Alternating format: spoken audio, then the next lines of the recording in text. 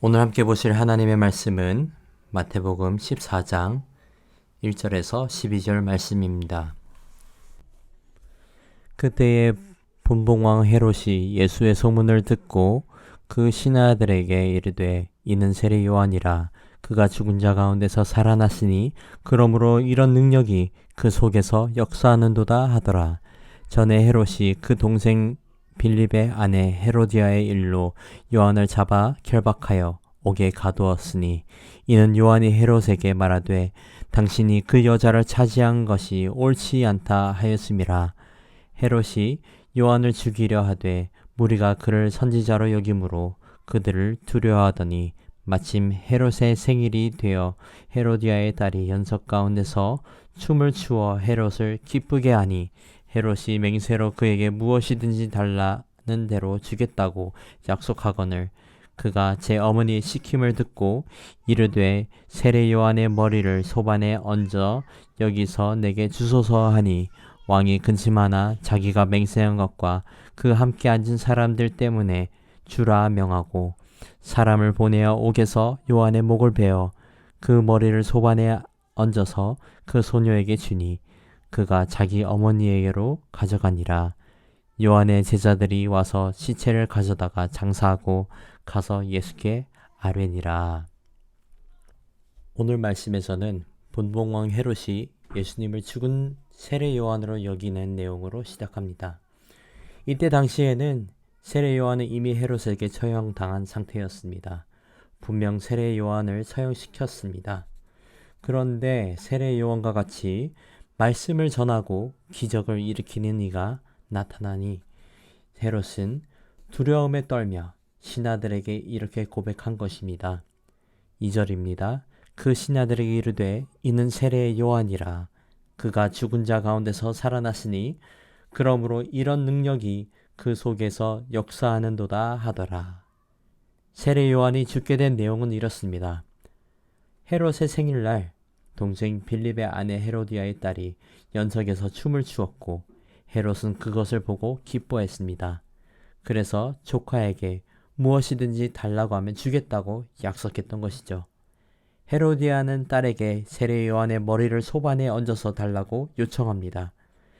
세례 요한은 그렇게 옥에서 목이 베이고 헤로디아의 딸에게 주어졌던 것입니다. 참으로 비극적인 상황입니다. 하나님께서 왜 세례 요한을 이렇게 죽게 하셨는가? 왜 헤롯과 헤로디아의 악행을 가만히 지켜만 보고 계셨던가? 많은 질문들이 스쳐 지나가게 되는 상황입니다. 오늘 본문을 보시면 헤롯은 자기 동생의 아내를 취하는 추악한 모습으로 당당히 있었습니다. 4절을 보시면 세례 요한은 헤롯에게 그 관계는 옳지 않다고 지적한 내용을 보게 됩니다. 4절 말씀입니다. 이는 요한이 헤롯에게 말하되 당신이 그 여자를 차지한 것이 옳지 않다 하였음이라.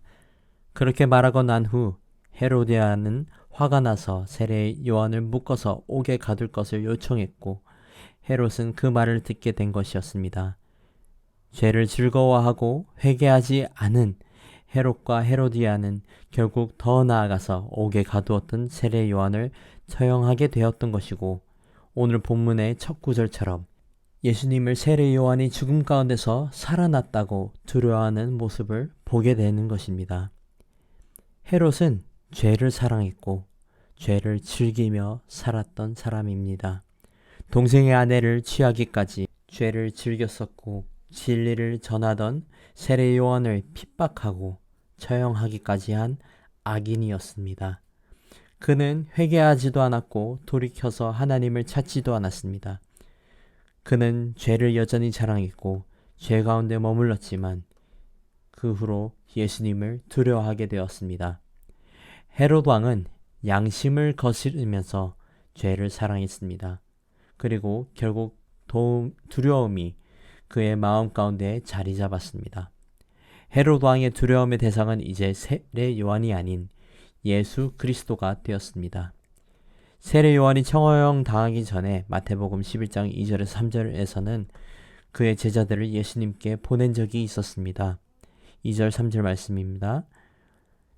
요한이 오기서 그리스도께서 하신 일을 듣고 제자들을 보내어 예수께 아뢰오되 오실 그 이가 당신이 오이니까 우리가 다른 일을 기다리오리까.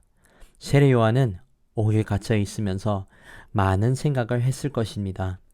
뒤에 오실 분을 예비하는 자로서 역할을 했는데 지금은 옥에 갇혀 있으면서 메시아로 오신 예수님께서 해방시켜 주시지 않으실까라는 기대를 했을지도 모릅니다.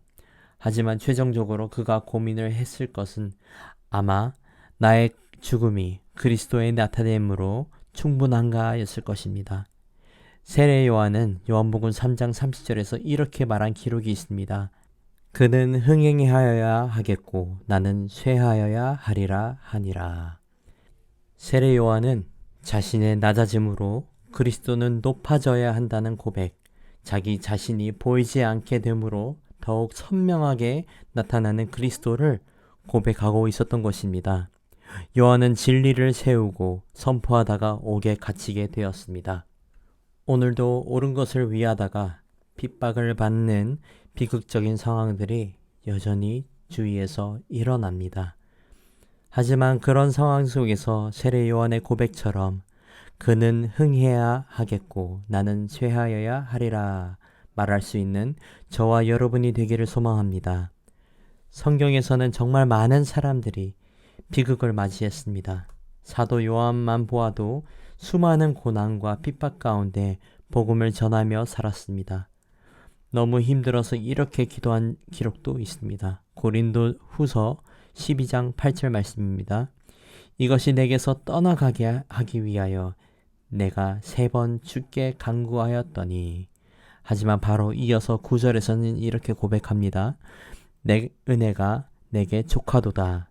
이는 내 능력이 약한 데서 온전하여짐이라 하신지라. 그러므로 도리어 크게 기뻐함으로 나의 여러 약한 것들에 대하여 자랑하리니 이는 그리스도의 능력이 내게 머물게 하려 함이라. 사랑하는 성도 여러분, 우리의 약함, 우리의 낮아짐, 이 모든 것을 도리어 크게 기뻐하고 자랑하며 그리스도의 능력이 우리 가운데 나타나는 은혜가 있기를 축복합니다. 예수님만 흥하면 됩니다.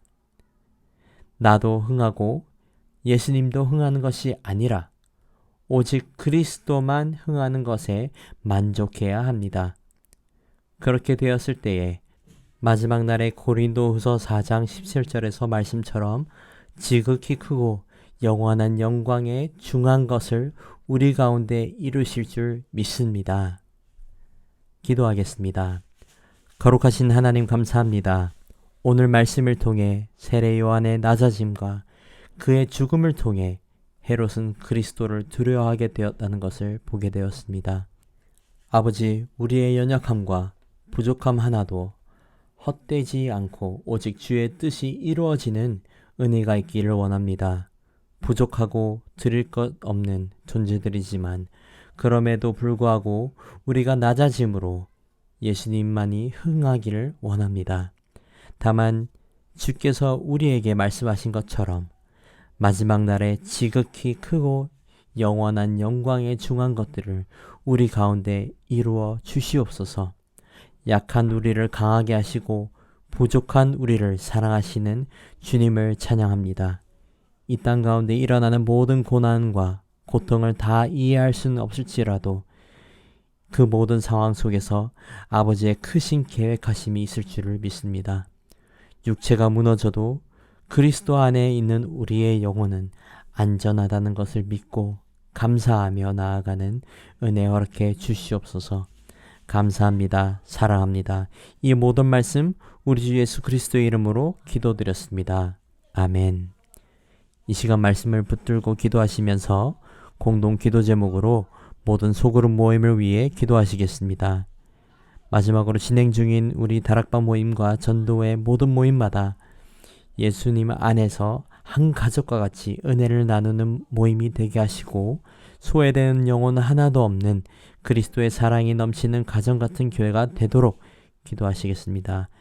또한 다락방을 섬겨주시는 순장님들과 교회를 책임지시고 섬기시는 장로님들을 위해 기도하시고 마지막으로 우크라이나의 전쟁의 종식과 회복을 위해 기도하시겠습니다. 기도하겠습니다.